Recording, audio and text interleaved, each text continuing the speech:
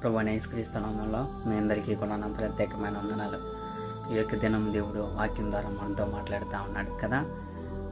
గలతీలు రాసిన పత్రిక 5వ అధ్యాయం మనం జ్ఞాపకం చేసుకున్నట్లయితే అక్కడ 16వ వచనం నుంచి 24 వచనాల వరకు కూడా ఈ విధంగా రాయబడి ఉంటాయి అన్నమాట.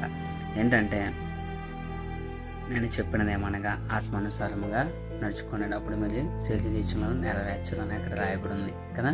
సో మనం క్రైస్తవులైన మనం ప్రతి ఒక్కరు కూడా ఆత్మానుసారంగా ఈ లోకంలో మనం నడుచుకోవాలి. ఆత్మానుసారంగా మనం జీవించిన వారమైతే ఆత్మను అనుసరించే క్రమంగా నడుచుకుందామని అక్కడ వాక్యం రాయబడింది. కాబట్టి మన యొక్క విశ్వాస జీవితంలో మన ప్రతి విషయంలో కూడా ఆత్మానుసారంగా నడుచుకోవాలి. ఆత్మానుసారంగా మనం నడుచుకోవాలంటే మనం ఏం కలిగి ఉండాలంటే ఆత్మ ఫలాలు కలిగి ఉండాలి. ఆత్మ ఫలాలు మొదటిగా ఏమున్నాయంటే 9 రాయబడిన గ్రంథంలో ఆత్మ ఫలాలు ఏంటంటే ప్రేమ, సంతోషము, సమాధానము, దీర్ఘ శాంతము, దయాలత్వము, మంచితనము, విశ్వాసము, సాత్వికము, ఆశా నిగ్రహం.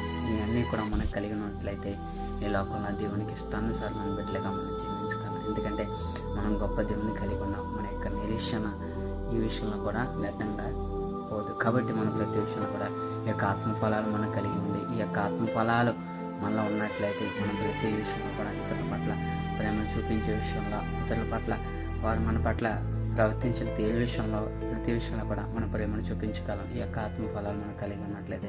కాబట్టి ప్రభువుకి ఇష్టానుసారంగా ఈ లోకంలో మనందరం కూడా జీవించి ఆయన ఉద్దేశాలు సమస్తమే యావత్తు కూడా మన జీవితంలో నెరవేర్చబడాలని ప్రభు ఆశపడతా ఉన్నాడు. క్రైస్తవులు దేవునికి మహిమ కలుగునుగాక.